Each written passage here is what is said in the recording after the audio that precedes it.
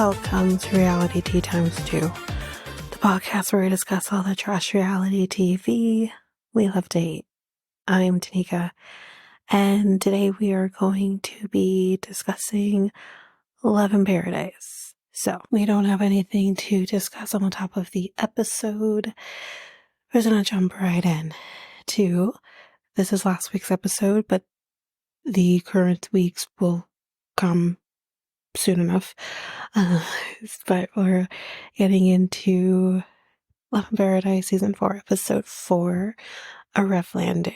So let's start with Luke and Madelein. So she is spraying her dog with perfume. I feel like that is the wrong thing to do. Something tells me that PETA would have an issue with that. Like, why are you doing that? Anyway. But he comes back from wherever the hell he was with a huge bouquet of flowers. Again, where'd you get the money to do this? But let's continue. He says usually when he's there, they would kind of live this lavish lifestyle, go clubbing, restaurants, the whole 9 yards. But since he is fucking broke, they're going to go to a coffee farm instead. So on the way to the coffee farm, he takes the opportunity to tell her, so he's, I guess, starting like a sunglasses line or something. Idiot. And he spent roughly about $11,000 on 300 pairs of sunglasses, which he took half out of his 401k. Are you dumb? Now, it's bad enough that you have to take from your 401k, like you're 30, so hopefully if you can get a new job soon enough, you can replenish that. But it's bad enough you have to take money out of your 401k, potentially take a penalty doing that. But then you're going to take half of the money to start a sunglasses line. How about you take that money to, I don't know, live? Like it's, he reminds me of, this might be, I might have said this already and I don't remember. But he kind of reminds me of, so if anyone remembers the movie Shark Tale, is it Shark Tale? Shark Tale? Yeah, the one with Will Smith. Not like, it was a movie that came around the same time as Finding Nemo. And it was Will Smith, Renee Zellweger, whatever. But he reminds me of Will Smith's character in that movie, where he kept wanting to do these different things to make money. And instead of focusing on his job, and he's bottled water. And it's just so stupid, this guy. Stop spending, again, we'll get a little more in depth with this, but he makes a comment later. He's like, well, she doesn't understand that in order to make money, you need to spend money. And it's like, but sir, you're broke. It's one thing if you're going to spend money if you have an income, a readily available income coming into you. You don't have that anymore. You just lost your job a month ago. So instead of being smart about it, you spend the money to start a sunglasses line. You have to move out of your place to move back into your mom's place. And he's so dumb. Anyways. So yeah, he says that he's doing this. And he says these sunglasses are special. They're apparently put on a chain, right? It's like an old school sunglasses that you, how you put glasses on the chains or whatever. That's what they look like. But there's a little niftier. If you don't want to make yourself look like a knight, you're like an old school person with your glasses on chains, you can fold the glasses and it becomes like a medallion. So it looks like you're wearing a necklace. It's ugly. It's fucking ugly. It's really fucking ugly. This man is gonna do shit. The reason this guy is on this show is in the hopes that his business will kick off. It's not going to. We're going to forget you the minute this show is done. No one is buying your shit. It's just, Lord. Anyway, so she asked, like, how did you pay for this? And obviously, like I said, he took from his 401k, and he tells her. And she's pissed. And you know what? So would I. Because it's like, I just found out you lost your job, for which you didn't tell me for a month. And then I find out you had to, take out your 401k, cash in your 401k, and then you take half of said 401k. Listen, at 30 years old, the fact that this guy had $20,000 in retirement fund is incredible. I'm 33. I don't have anything. You know what I mean? Like, that's an incredible thing that he was able to do. And you take half of said retirement fund, and let's put half of that to sunglasses. Like, I understand pulling it out and having to survive. I totally understand that. But taking it in something you're not going to get a fucking profit from. Like, I don't understand him. That's what I'm going to do. I don't understand him. Anyway. So yeah, so he's making these 300 sunglasses. He's gonna get them in like 3 months or something like that. But like I said, she's pissed. She's like, what the fuck? She saw all those things.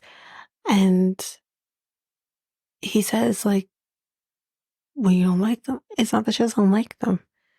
Maybe she does. Maybe she doesn't. I don't know. But it has nothing to do with that. It has everything to do with your spending your money on useless shit at the time where we need to be conserving our money. Because she's pissed or whatever, he's like, so you don't want the glasses? It's like, it's not funny. Why do you think it's funny? Anyway, I'm not trying to make fun of her. But funny, it's not funny. And I agree with her. It's not fucking funny. And she's scared, rightfully so, that she might end up being homeless because of this guy. And she says, like, I won't let him bring me down with him. And I 100% agree. I wouldn't let him either. But again, I don't know. It's understandable, like, you might lose your job.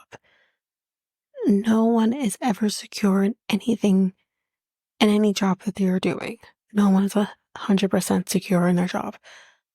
But then when you may lose your job, then you should be smartly dealing with the financial repercussions of that. And so this fucking guy isn't doing any of those things. Like, obviously, like, he's going on this trip. It's probably been planned, so whatever. But like, okay, fine, but still be careful with the money you're spending. And that I don't know. I'm based on the timeline that I'm seeing here, I'm under the impression that when he lost his job, he cashed out his 401k because it's what we were told, and he took half of that and then spent it on the sunglasses line after he lost his job. I don't understand the thought process in any of this. Anyway, let's go on to the next thing. They're at the coffee farm now, and yeah, he just doesn't understand why she's so mad. Make money, you gotta spend money. Like, fuck you. Anyway, it's like lottery tickets, right? You buy a bunch of lottery tickets. One of them is bound to win. Sir, the odds of you winning a lotto ticket and getting a decent amount of, actually winning the jackpot from a lotto ticket is so slim, it's pretty much none. So you're banking on the fact that your lotto ticket could be the winning ticket. Chances of that are so slim. The most you're probably going to get from your lotto ticket, my guy, is maybe $10. $10 ain't going to do shit for you. You know what I mean? Like, it's anywhere. So they are going to be farming for coffee. She's even more pissed now because her fingernails are going to get dirty from doing this. Does Madeleine look like the kind of person who needs to be farming for coffee? Like, this is exactly what she wants to do. Like, I feel like he's doing this because Colombia is known for their coffee. My God, she's from Colombia. She don't give a shit. You know what I mean? Like, it's just bad idea. I mean, I don't even know if I'd like the coffee scrub at the end. That's my thing. But I don't even know if I'd want to go farming for coffee. I try, but then again, my nails are at a normal length. Actually, I don't really get to grow very much. But, you know what I mean? Like, my girl, her nails are ridiculous. Does she look? No. She does a second and go sprayed her dog with perfume. Does this woman look like the type of woman who should be farming for coffee? Anyway. So, she, so they're going to be doing the coffee exfoliating massage now. He's going to do it for her because you know what? He really wants to butter her up, right? He wants to make things better. But mainly the buttering up because he only has a secret to tell. This fucking guy. So while doing the massage, he says, so about the moving, you know, he's like, I'm going all in on on these businesses because he's an idiot. But that means I have no money. Again, dummy. So she says, like, are you going to be moving? Yes or no? Because you can already tell where this is headed. You know? She's like, so are you going to be moving? Yes or no? And he's like, I just don't know if this is the trip for me to be moving. Now, I'm not saying I mean, personally for me, this seems like the best time to do it. Because you've lost your job, your businesses aren't doing anything, and you have a chance to move to Colombia.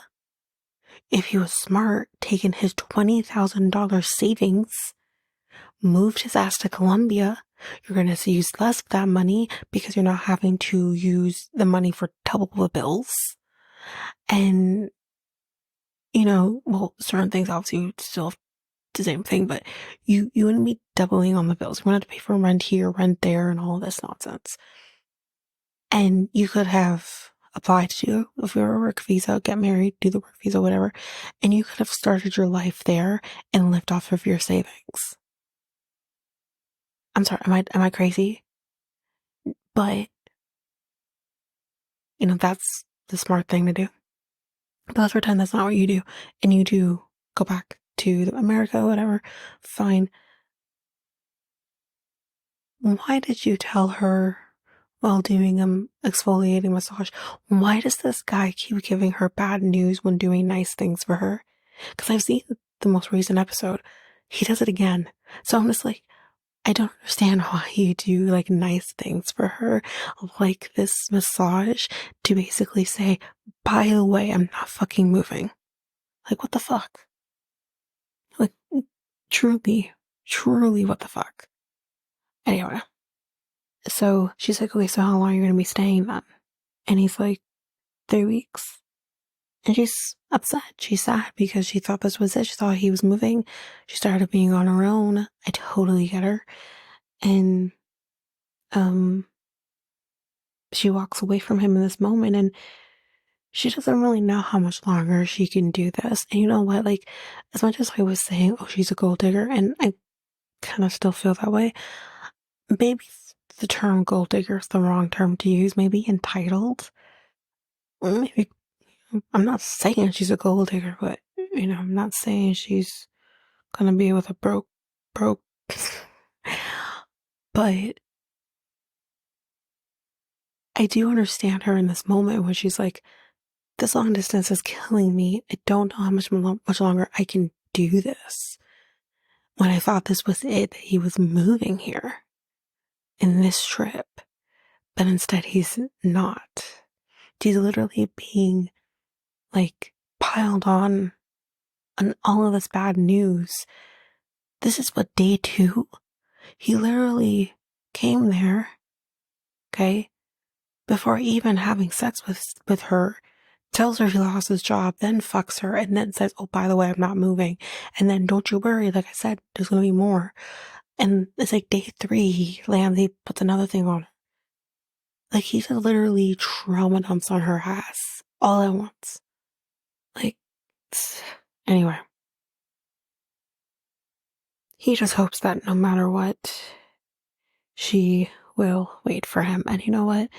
I think there are limits for her, how long she's willing to wait for him. But anyway, that is it for Luke and Madeleine. Let's go over to Shawn and Alliya. So not a lot here, but we find out here that Alliya actually has been doing like scrapbooking. But it seems like she hasn't done a lot of, well, obviously they haven't been physically together since she's started transitioning, but a lot of the scrapbooking is like Shawn and Douglas. And we see him kind of going through the scrapbook. And he looks through it and he's like, he was so handsome, manly, like you just have to throw that fucking in there. And he does say like, I'm happy she's happy, which is great. That's perfect. But he also says like, I just don't think, she understands, my side of things, which, listen, I'm not saying that I don't understand Shawn in his journey to, basically come to terms with Alliya when he's only ever known Douglas. I totally get it. This is a process for him to mourn what was in order to learn what is. And I totally understand it. But at the same time, when you're saying shit to your girlfriend, well, now girlfriend, about like, I miss the shy, timid, scared, like that feels to me like you are almost in a sense trying to silence her, or you preferred that side. And I just want Shawn to wrap his mind around, yes, I believe Alliya should give him some grace. I think the shoving him into Douglas as the past is really hard. They need to be able to communicate with each other about how each other is feeling. I totally get it. But at the same time, I want Shawn to be understanding of the fact of who Douglas was, that shy, that timid, that scared, quote unquote, person that, he seemed to love so much, was a person who was not being themselves, who felt like they couldn't be themselves. So who took the shy approach because they weren't being themselves and were too scared to be themselves. He's using these words that are triggering for someone like Alliya. And those are the things that he's holding on to and saying he loves. Like, I just don't understand how, I'm sorry, if my partner were to say to me, I love that you're scared, I'm not, but if you told me something like that, I'm like, what does that even mean? Why would someone revel or love someone who is coming across as scared? You would want them to not be scared. And whatever it will take to not make them be scared, you will do for them. It's just that word for me that I'm just like, I don't like it. I don't like that at all. But, so he does say that he has to process how to let go. Fair. I totally get it. He just feel he has to like talk to Alliya about everything, about how he's feeling. And again, I don't question it. He just hopes that, Douglas doesn't get, doesn't get like ripped out of the scrapbook, which I actually don't disagree with that. Like, I don't think you should completely wipe out who you were in order to become who you are. I think, especially when those memories involve someone else, like you both should come to some sort of understanding on that. Um, because I feel like you don't have to wipe out who you were. That's just me. Again, I'm coming as a cis straight woman, like I don't understand it in that sense. But if I'm with someone who is transitioning, I'm going to do what I need to do in order to let go of that person. And it's going to be a journey for sure. But I wouldn't want the memories ripped away from me. Or if rather, let's start a new book, but let me keep this old book just because I want to hold on to those memories. If you feel more comfortable starting anew, I'm, there should be some sort of compromise. Um, but yeah, he does get very emotional. But now they're at dinner. They're kind of like at a floating restaurant, like on a boat of some sort. So Shawn gives her like a gift. It's like this necklace that kind of hangs down, and she loves it. And um, he says he's going to be bringing up his feelings, and he does bring up the scrapbook, kind of as his way of getting into it. And Alliya says that she is thinking of, taking out the pages that have to do with Douglas. And I kind of personally, for me, as I kind of just mentioned, I disagree with that approach. I don't think that's fair to Shawn. Um, Maybe ask him what he wants or what he thinks. Again, maybe come up with some sort of compromise. Um, but yeah, Shawn says, I am invested in the Douglas side of things. He's not quite ready to let it go. He's like, it's part of the story, which is true. It is part of their story. And Alliya says, it's part of the the story, but I want you to know that Douglas is in the past and Alliya is the present. And I get it. I understand. But you also have to be patient with him while he is trying to kind of go through his own transition. You want him, again, I go back and forth here. I don't like the choice words that he uses or the kind of this somewhat blatant, just, I'm not changing. This is what I feel. And that I have a problem with. But Alliya kind of does it too a little bit. And there has to be some understanding on both sides that you're both transitioning, you're both getting used to what's new and what makes things different. And there should be grace and understanding on both sides for the other's journey. And right now, there isn't. There just isn't. Again, I don't know what Alliya's going through, and just that need to be accepted for who she is, and I get it. Um, but again, I think like obviously put your boundaries in place, but also have some sympathy and some empathy for what Shawn's journey is at the moment too.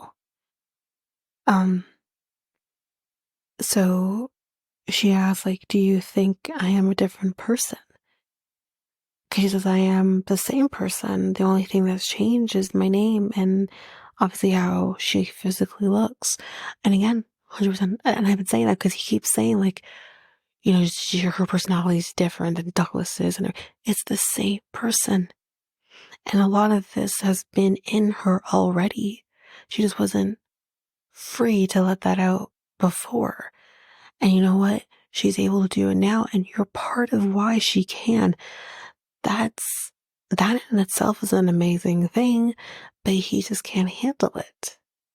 Um, and she gets emotional and says, I was always Alliya. I just couldn't be that. And Shawn says, I see how happy and outgoing you are. that you've become. But I also, this is where he says, I love the shy, timid, this kind of scared Douglas. And just like I kind of said earlier, Alliya is very confused. Why do you want the person you love to be scared? And she says, maybe you need time, and maybe he does. Who knows? But anyways, that's it for Shawn and Alliya. Let's move on to Alex and Adriano. So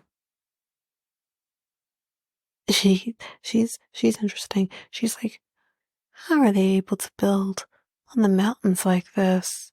They've been doing it. It's been this way for centuries. I don't know why.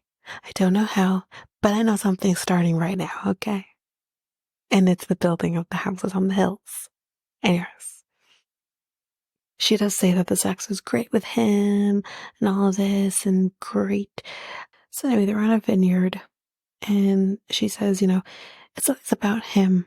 It's never about us. Red flag girl. That's it right there. Anyway, the fact that he wants to move to Australia, the fact that he wants threesomes, it's always about him. Like, where is what she needs? Yeah. But she says that she loves him and she just wants to be happy with this Italian man. And I'm like, that's your problem.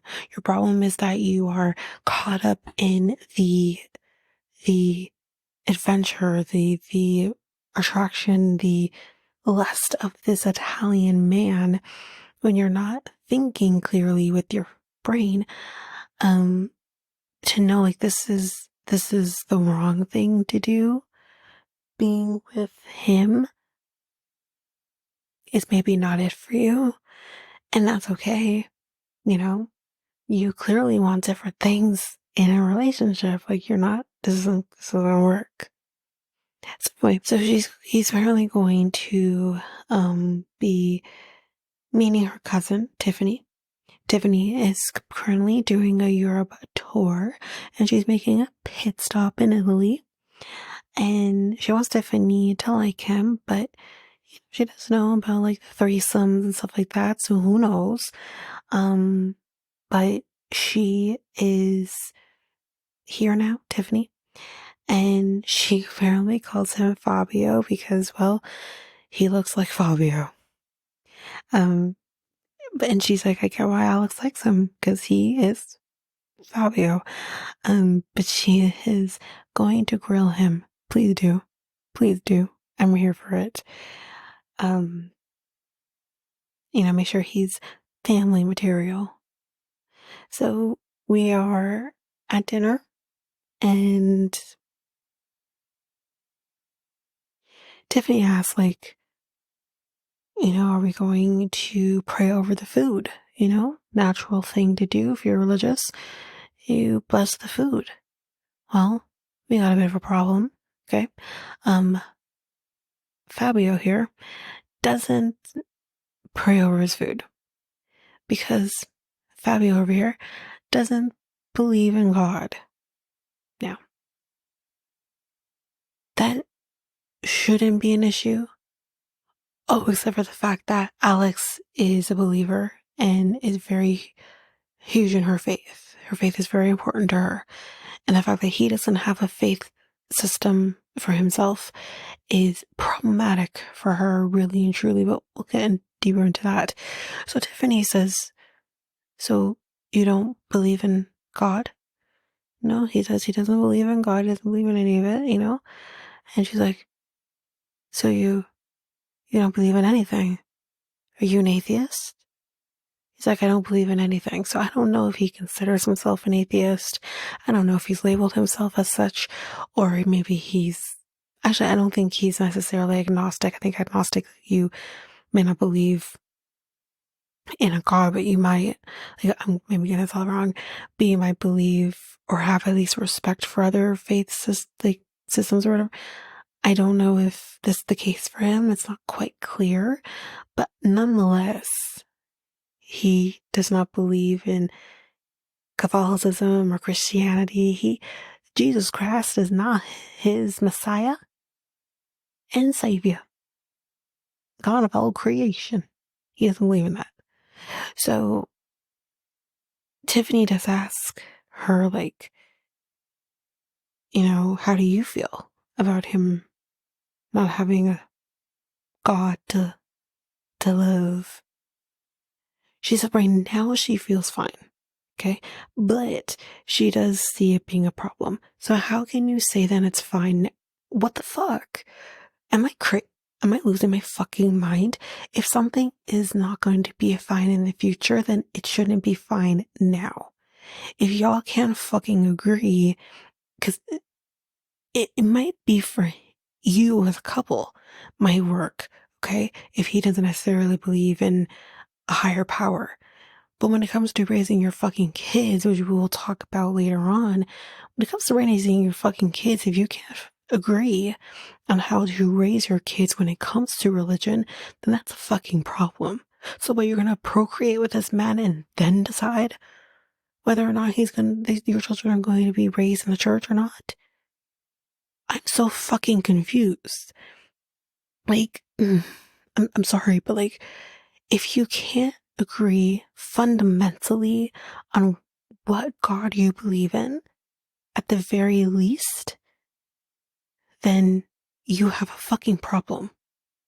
Listen, I'm coming from a person who has dated Hindu men, Muslim men. It might seem great in the moment, but unless I'm ready to fucking convert, it's not gonna work. And I respect all religions, but I personally don't see myself converting, you know?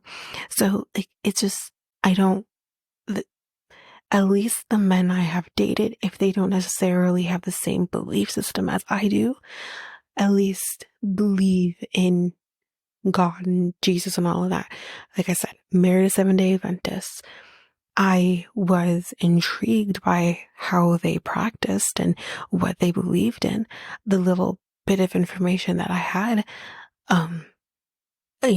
acquired while with him. But at least I knew fundamentally we believed in a higher power, in the same one at that. We'll work out the kinks later. My guy doesn't believe in a higher power at all. So how does this work when she says that her religion is one of her core things?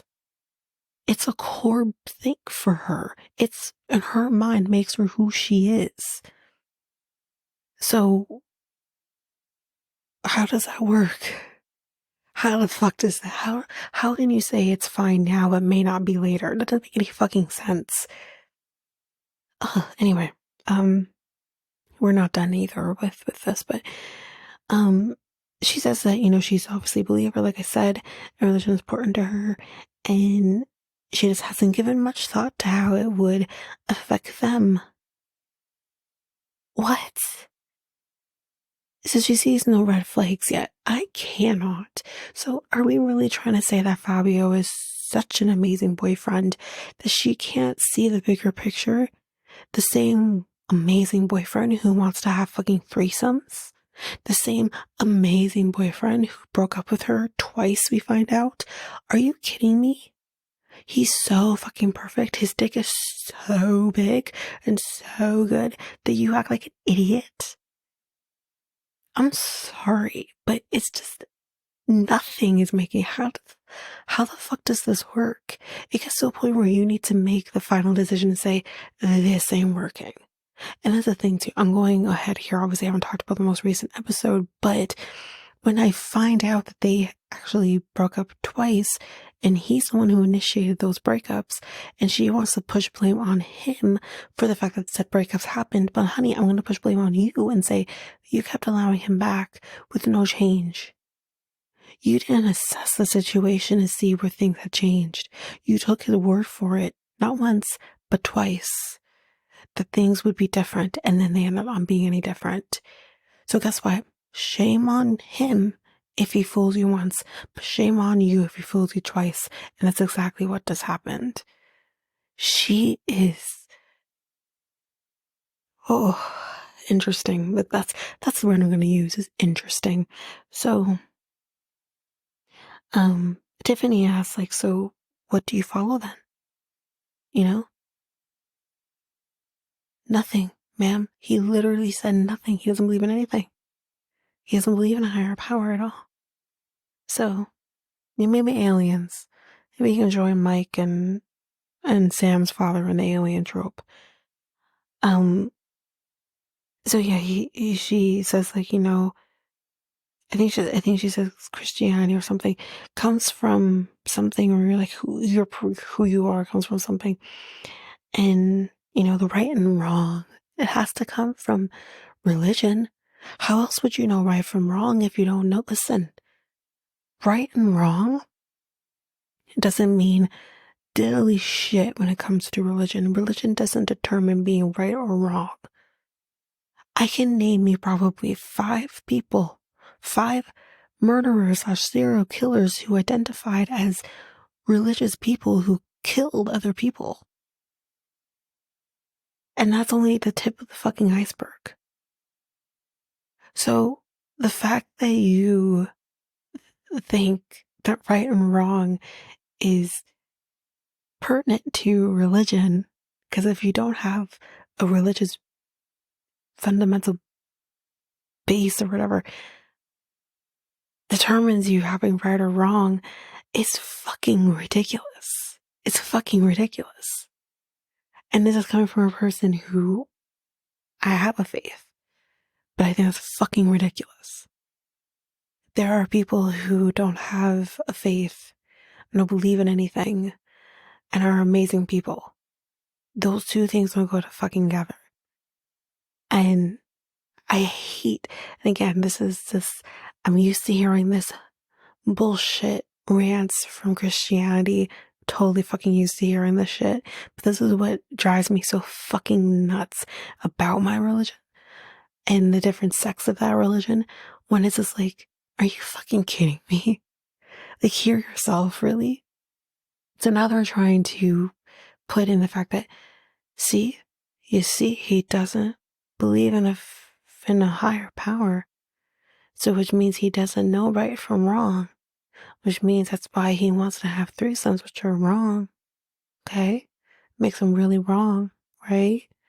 That's why. That's why he wants a threesome, because he doesn't know right from wrong, because he doesn't have faith. What the fuck? Again, I'm gonna take it here, because I'm gonna take it here. Ready? Let me stretch. Okay. Here we go. Alex had a threesome and she has her faith. Am I wrong? We really want to talk about the faith base and all this and rights, roots and the rights and the wrong. My girl had a threesome. She did have a threesome. Okay. I don't know how many. Okay. She could have had one. She could have had 2. I don't know. But she has had threesomes before, or had at least one threesome earlier. And this is a person who claims that her faith is very important to her. And this is the same trope of the right and wrongs. You have to have, really? Huh. Interesting. Anyway. So, again, no judgment. I don't care if you've had threesomes. It's just the hypocrisy of this conversation is amazing to me. But anyway, so yeah, she says, the right and wrong. Like, she's like, I don't think you're supposed to be having threesomes, you know. She's like, so he says, if you look up, the Roman Empire, they were free. They had threesomes left, right, and center. Cheated on their wives and shit. That's what they did. The same faith base that, I don't know if they're Roman Catholics, but but I'm just like, so wait, Fabio, you want to base your reasonings for having a threesome on the Roman Empire? On the Roman fucking Empire, the empire that no longer exists in modern day society? This is what you want to base it on?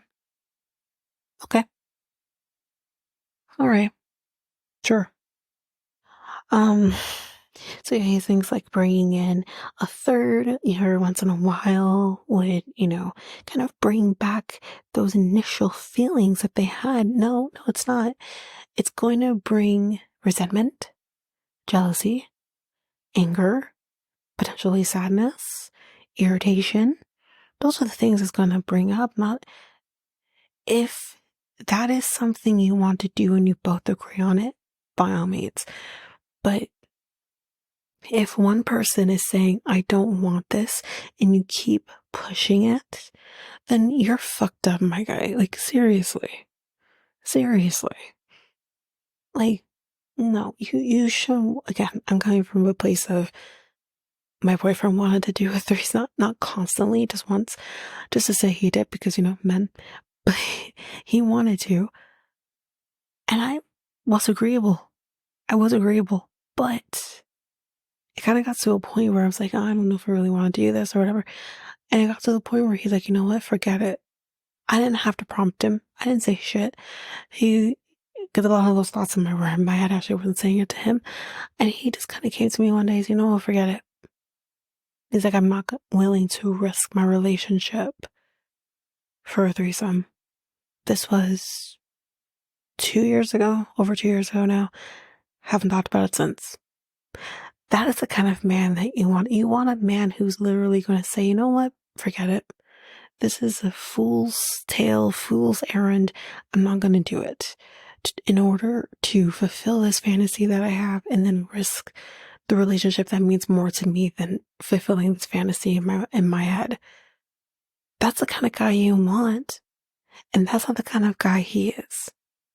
And here's Alex being like, well, I mean, I could see that there's red flags there, but I just wasn't seeing what. Anyway, Tiffany asked Alex, on a scale from 1 to 10, 10 being the highest, how much do you not want to do this? She's like, 10. She's like, oh, okay. And Tiffany's like, well, once a hoe, always a hoe. And I'm going to keep doing this until he gets tired or his dick falls off. But you know what? Let me drink my wine. I like Tiffany. Tiffany's funny. Anyway, so it's the next day, and they're going to be making pizzas. Yum. And okay, and the pizzas look absolutely incredible. Like, yum.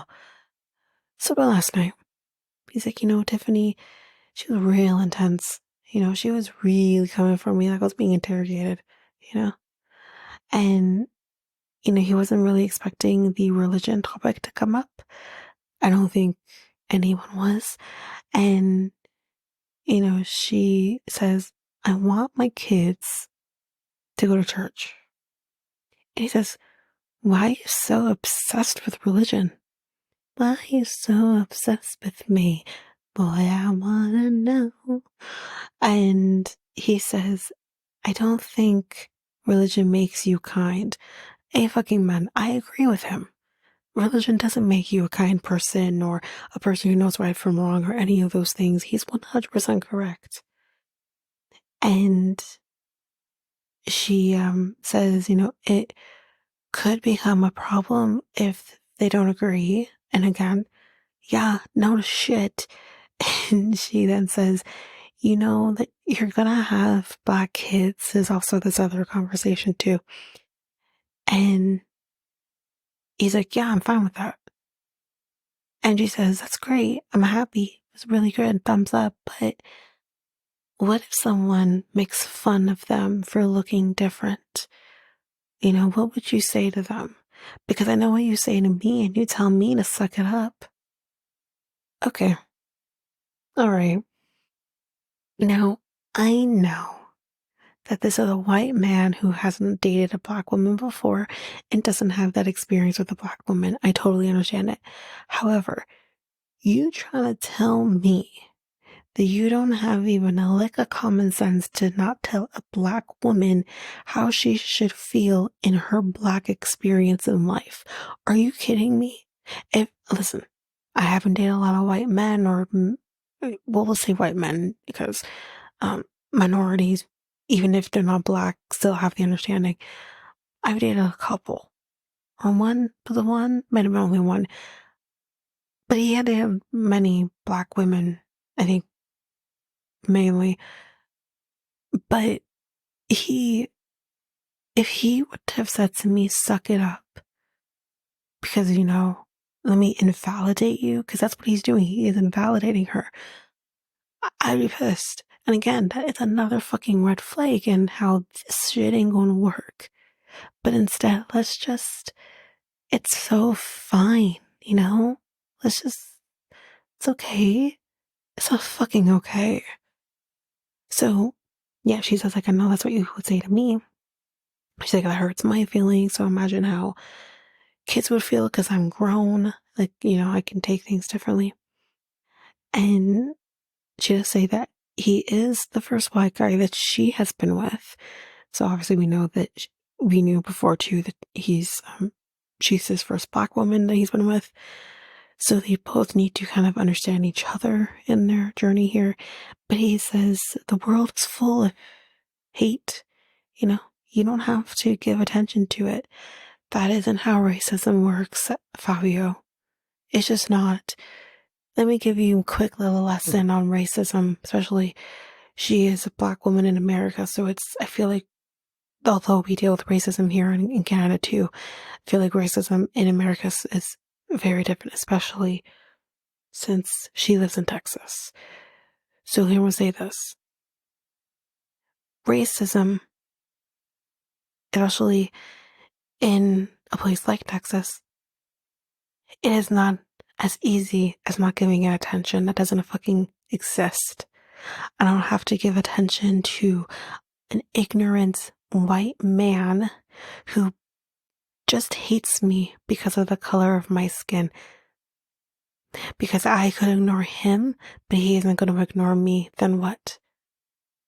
It isn't going to be as simple as if encountering a white police officer and hope and pray to fucking God that I'm going to survive that encounter with that white police officer as a black person.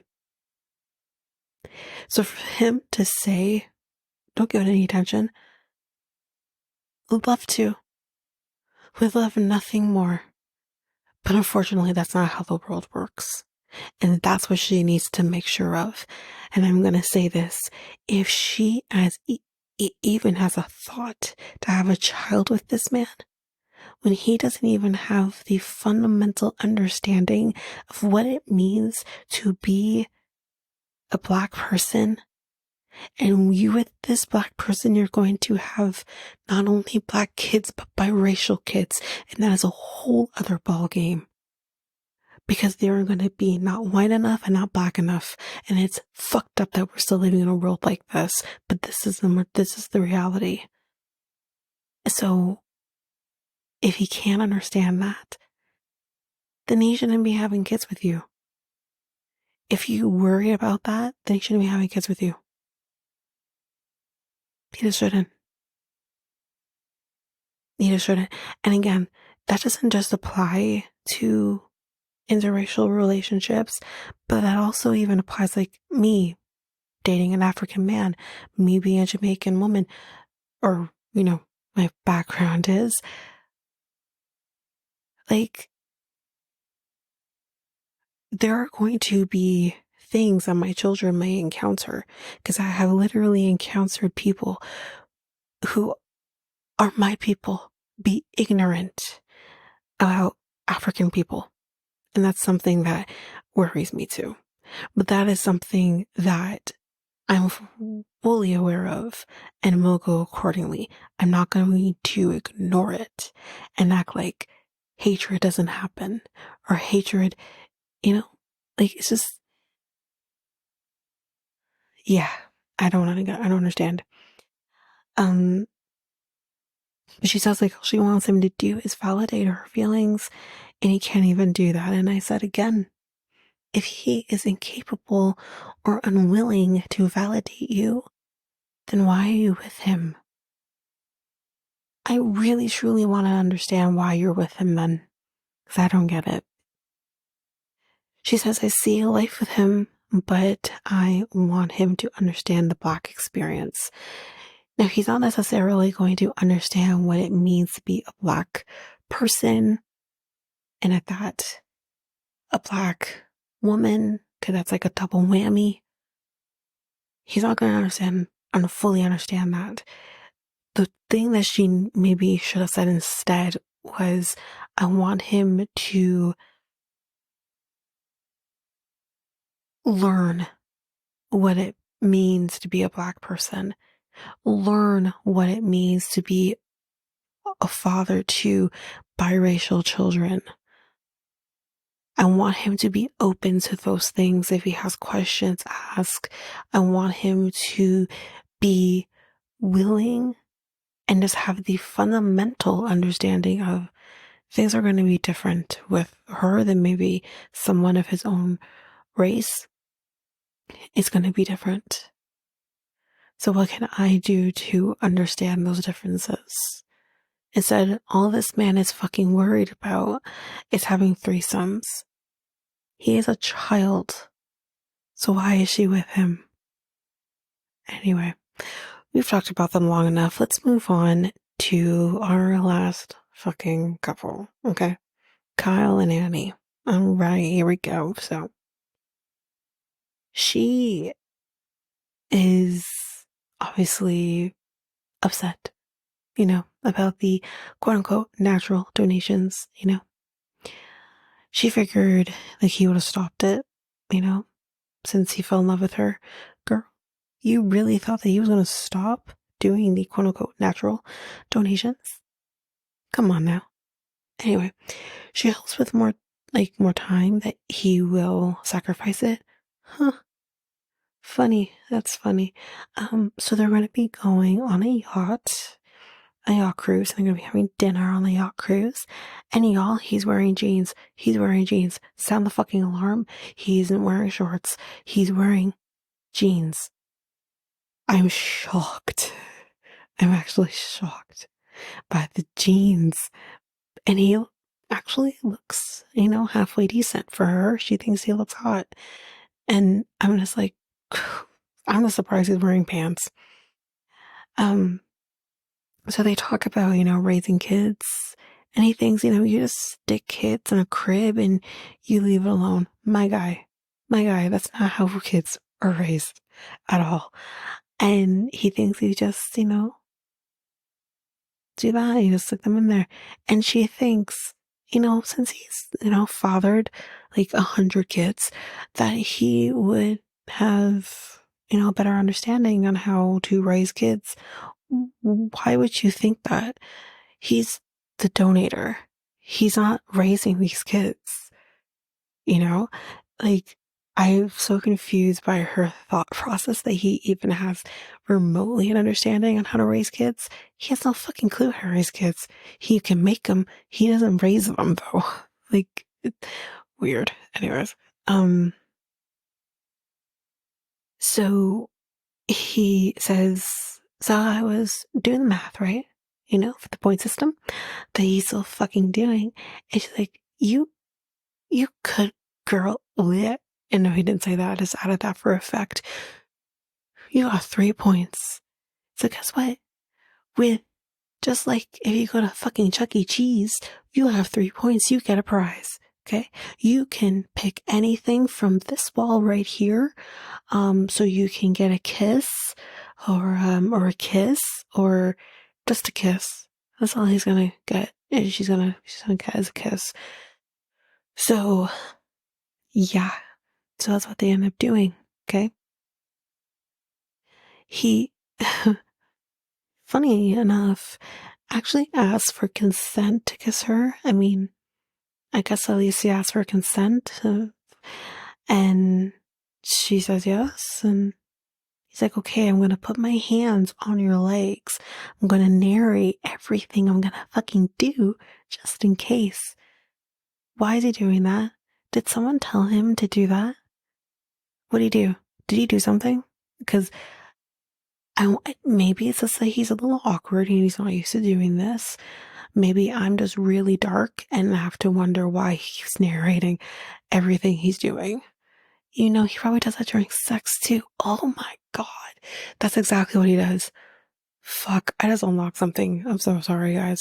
You know, it's literally what he does when especially when he's doing the natural donations. He literally probably was like, okay, so I'm gonna come on top of you now, okay? Right? And then, yeah, I just need you to do a little more of a handstand. Okay, perfect. Okay, so I'm going to insert now. Okay, all right. So we don't only got the head in. Okay, okay, I'm gonna put. Okay, so we're all the way in. All right. So you know he does that. Okay. Sorry for the visual, guys. Sorry, not sorry. Um, but yeah. So he's like, okay, so now, okay, 1, 2, 3. And then he kisses her at the count of fucking 3. He's so awkward. So awkward. And the kiss was very awkward. And he feels good. I guess she's great. And she was kind of hoping for more. The week was longer. Only got 1 kiss apparently. What the fuck? And she kind of just hopes that his kissing skills will improve. And he feels like they're like a power couple. Like Beyonce and Jay-Z. If he is a power, if him and Annie are a power couple, then I don't understand the definition of a power couple then, because I'm very confused. Anyway, so it's next day. We're going shopping. Okay. The best part for her about last night is the fact that he was wearing jeans and he looked nice. So we're going to do that again. We're going to find some other piece of pants or something of that effect so that he will continue to look good. So she picks out these like khakis and he's like, oh, I like those. And he's like, oh yeah, but these are slim. Like I figure like you probably want something that's a little more giving. He's like, no, I like slim. I like slim. I'm a small guy. I like slim. Slim is better because it makes my package look big. You know, I like slim. I like slim. I like small clothes because if I wear small shirts, like my muscles come out. I really do. I like slim. I like tight fitting clothes. All you hear is the person in the back being like, "We heard you, motherfucker. Shut the fuck up." First of all, though, the main thing I need to point out here is I'm very confused because didn't my guy say that he needed to wear baggy shorts so that his balls don't get hot, don't overheat? Didn't he not fucking say that? So here my guy is wearing slim fitting clothing. Either he's lying or I'm on punked. Where's Ashton? I'm so confused. Like, did I miss something? Swear he said that. Anyway, so then he says to us, not only, he might, like everything that I wear is extra small, except for my penis. It is not extra small. My God, I didn't need to know. I didn't fucking need to know. I don't need to know if your dick is big or not. I don't fucking need to know. I really fucking don't need to know. I'm so fucking mad. I'm so fucking mad I didn't need to know. So I don't give a shit, you know? Anyway. So she says that intimacy is very important to her. She says obviously for women, intimacy is very important to us. She says that, we tend to really fall in love with somebody, especially after we have really great sex.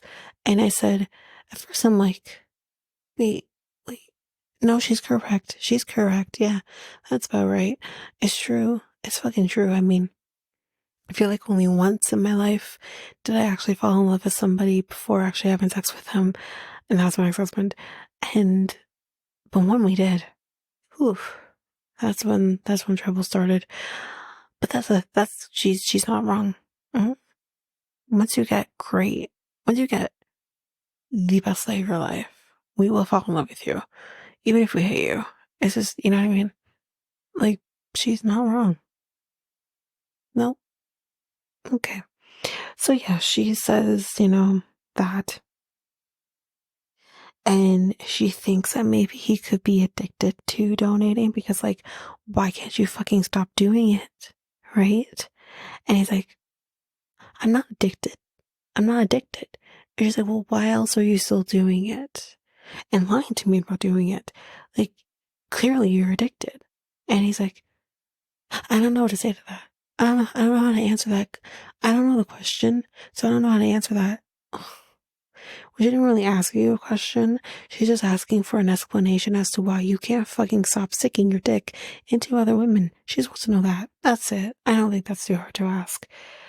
But yeah, so it's like, there's women out there who, need babies, and I'm trying to be nice to them. She's like, I don't give a flying fuck what woman out there needs to have a baby. That's not my problem. That's not your problem. They can go find another guy that can make it their fucking problem.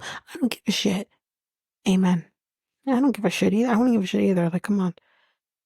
And at that point, she gets up and she walks away and she says, I can't fucking do this anymore. Why the fuck am I doing that? I've been asking myself the same question, Annie. I really don't know why you keep doing this to yourself, torturing yourself like this to be with him. But anyways, that is it for Kyle and Annie for last week. I'm not gonna go through the stills account just because we got some of this already in the most recent episode. But yeah, we will be coming back with the most recent episode very soon. But we're still trying to finish up from last week. Still trying to finish up selling the OC, although I do have an episode ready to go in the roster to, get out to you hopefully soon. But I am going to also say this now before going into one of the selling OC episodes. There is a new show that I just kind of came across while watching Bridgerton on Friday. Recording this on a Tuesday. And it's called The Ultimatum South Africa. Now, I know Ava has actually watched it before I did, and she says it's absolutely delicious. I will be covering that show. It will be after Selling the OC is complete, and then I'll move into The Ultimatum South Africa version. I'm absolutely interested. I'm absolutely here for it again. I loved Young Famous and African, I believe the show's called. Absolutely loved it.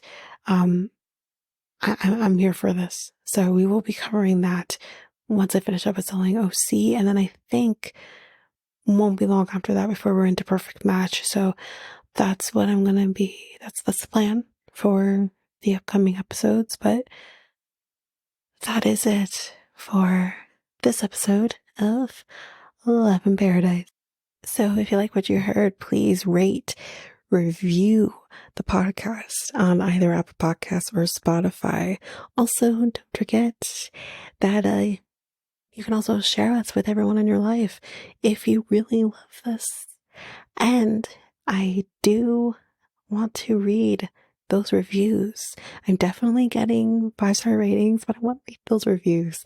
So send me those reviews and I will read those 4 and 5-star reviews on the podcast. Also, we're on every one of your favorite podcast apps, every one of them, including you can find us on YouTube at Reality Tea Times 2. If you want to connect with us, you can do so by going to either Facebook or Instagram at Reality Tea Times 2. You can also find us on Twitter, TikTok, Reddit at Reality Tea Times 2 Pod. We also have our email, which is at realityteatimes2 at hotmail.com. Definitely want to hear from you guys.